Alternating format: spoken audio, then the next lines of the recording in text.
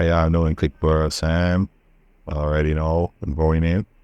So I saw this video of this beautiful lady called Arikana Chihombori. She was an African Union ambassador for a while. She studied and got a first degree in chemistry and master's degree in general chemistry, and also practiced medicine for 25 years. And the thing is, what she's saying is resonating with me, especially the part about reparations, because everybody has gotten reparations, including France, reparations from Haiti for stopping their hustle and for asking for freedom for themselves. Hence the reason why Haiti's in the situation that they are now. Everybody's supposed to know about what I'm talking about, or have an idea at least. So I'm just going to go into what she's saying. You know what I mean? It's very interesting. Also, we know that not just in Europe, but a lot of other places where they lynched and took out our people, that they have body parts, heads and all of that in jars. So, you know what I mean? Just let's go in there and let's watch the episode. If it's your first time here, you haven't subscribed yet, subscribe to the channel and leave a thumbs up. Feed the algorithm. Let's go. My name is Arikana Chihombori. I was born in Zimbabwe, some little village called Chivu.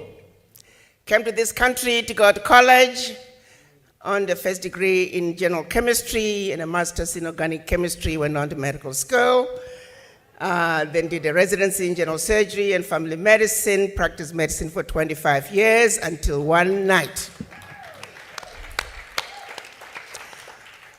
Around 3 a.m., a phone call comes in and says, Doc, the African Union ambassador to the United States has resigned. She was going to be running for president of her country, and that we would want you to be the next African Union ambassador to the United States. Now keep in mind, I am a scientist through and through. So who in their right mind would want me to become an ambassador in Washington? I thought that was a joke and it was laughable. Well, I fought it for about 6 months, but because being an African, after a while I had to listen to my elders. So I figured, okay, if you think you're putting a joke on me, the joke is on you, because I'm going to only go to Washington for 6 months and then I'll come back. And I'll tell my elders that I tried, but I couldn't do it. But something happened during the first 4 to 5 months. And mind you, I'm staying in a hotel because I knew I wasn't going to get into a contract, renting or buying, that I wasn't going to last. But what was very disturbing was the disrespect that was so blatant. I would be sitting in meetings initially, because you know, as a doctor, you're always a doctor no matter where you are. And I thought it was really quite humorous sitting with all these big diplomats, and here I am, a medical doctor, and I'm supposed to be useful. I'm busy diagnosing them, you know, you got a thyroid condition, you are bipolar, and I got a pill for you.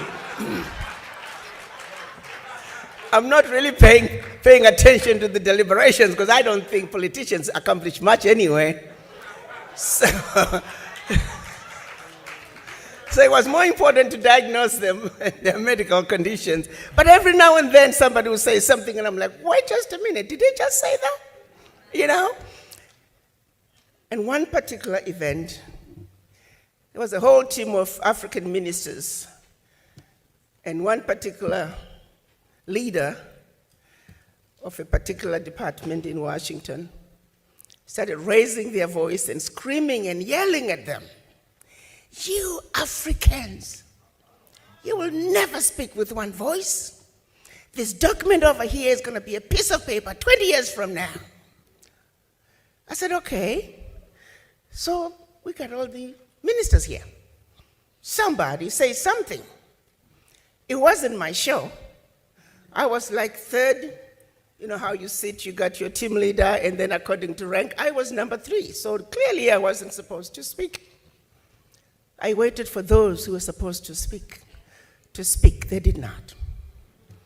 More and more of those situations became apparent to me. And I remember 5 months into my stay in Washington, I called home and I said, well, you know what, guys, I'm going to hang around a little bit longer. There were a few, you know what, that needed a good kicking. And that I was going to hang around until they ran me out of Dodge, and that's exactly what happened.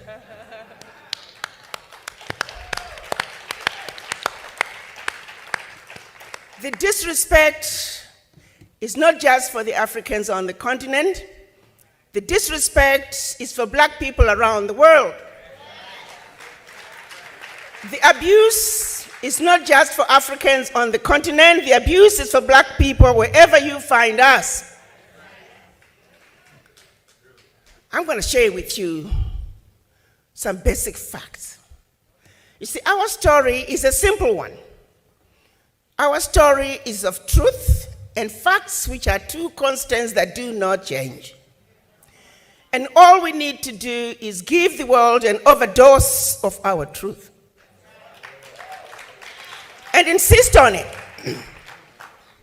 As we speak today, I'm going to take you back centuries, long before the children of Africa were taken out of Africa as slaves. There was some serious resistance when the occupiers from the West came to Africa, contrary to what some might think. They didn't just give up their children, but the fighting began long before slavery. And the resistance was those who led them, the majority of them, their heads, as we speak today, are sitting in jars in Europe. Are you aware of that? Our leaders, our ancestors who fought the wars of resistance, their heads, their remains are sitting in jars throughout Europe. And the same people have the audacity to come to Africa and talk to us about human rights. But what's even more disturbing is that we entertain them and we don't remind them of these skeletons in their closet.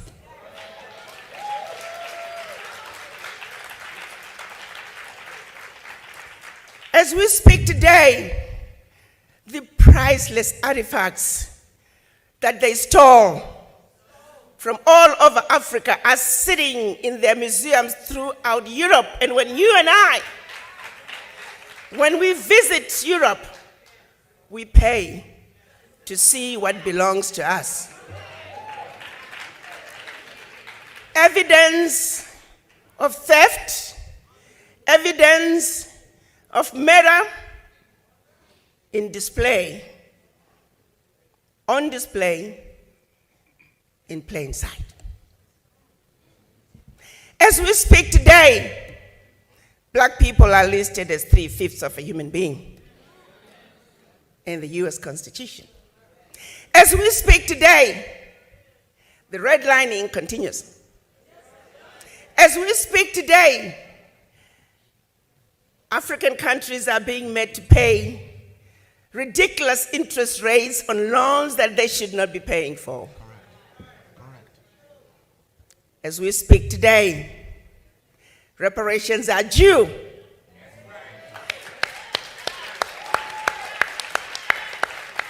Everybody else has been given reparations, expect us. The question then becomes, what is wrong with this picture? Why aren't you and I standing up and demanding that what is right must be done?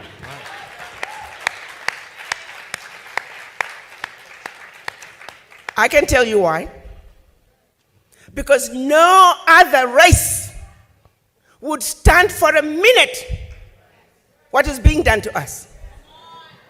How long do you think a finger of a British soldier lasts in Zimbabwe? How long do you think a thumb of a German soldier lasts in Namibia? Not even a minute. They would storm in, kill hundreds, if not thousands of people just to recover that one finger. Why is it that we are unable to come together and speak our truth and demand that what needs to be done must be done?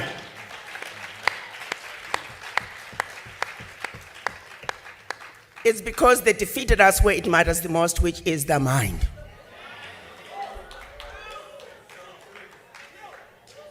It started with the missionaries in Africa long before slavery. They were sent by the Roman Catholic Church to subdue the Africans, make them believe that when you get slapped, turn the other cheek, and that your riches are in heaven. So by the time they followed with the colonizers to rape and rape Africa, we were already brainwashed. We were meant to believe everything African was bad and undesirable, and everything European was better. And the same brainwashing continued as our children were taken out of Africa enslaved. It continued on the plantations, color gradations, light-skinned versus dark-skinned, field workers versus kitchen workers. To this day, we suffer from the legacy of slavery and the legacy of colonization. For how long are we going to continue to suffer from this affliction? For it is singularly the reason why we are not able to come together just like other races and nationalities have done in this melting pot that is the United States of America. When you ask for the voices of the Irish Americans loud and clear, Jewish Americans loud and clear, German Americans, Italian Americans, Chinese Americans, Indian Americans, their voices are loud and clear. But when you ask for the voices of us black people, you might as well go to the graveyard, because we are missing in action. We were taught, we were brainwashed into not even loving ourselves as individuals, let alone each other. We were taught not to trust one another. We were taught not to believe that my brother can, my sister can, but somebody else who doesn't look like you and I is better. The question I have for all of you, just close your eyes and think about your children, your grandchildren. Is this the world you want to leave behind for them? If the answer is no, then you need to have a serious conversation with the image in the mirror. Because it is the image in the mirror that must change. It is the image in the mirror that must understand that you are sick from this affliction of the legacy of slavery. You are not sick at home. You are not sick in the doctor's waiting room. You are not sick in the hospital ward. You are sick in the intensive care.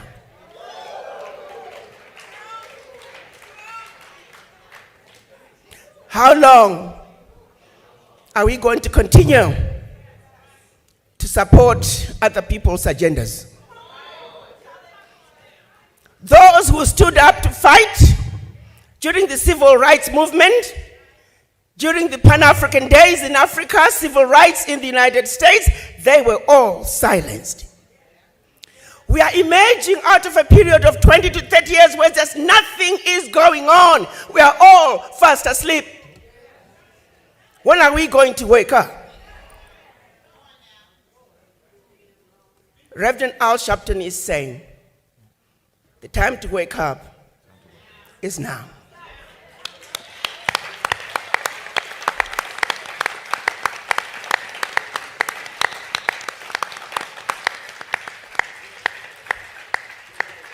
Reparations now. We know all the companies that benefited from slavery. We have their name. We have the list. They must pay.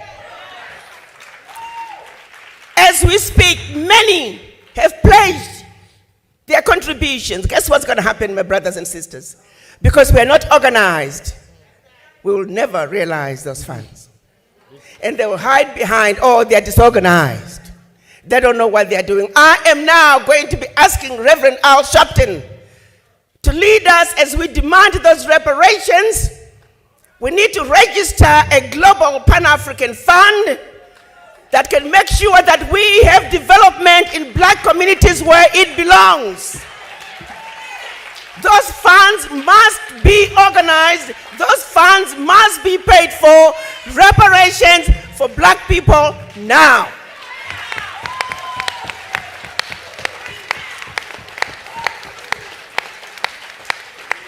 No more shall we continue to be abused.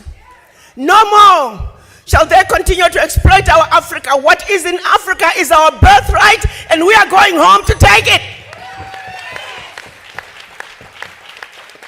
No more shall we be told Africa is a diseased and dying continent because they are going to Africa in droves and telling you to not go there. So this moment is calling for unity of purpose. And before I leave this platform, I'm going to ask all of you to take a moment. If you love your children, if you love your grandchildren and their future, to have a serious conversation with Image in the Mirror. No justice, no peace. No justice, no peace. I thank you.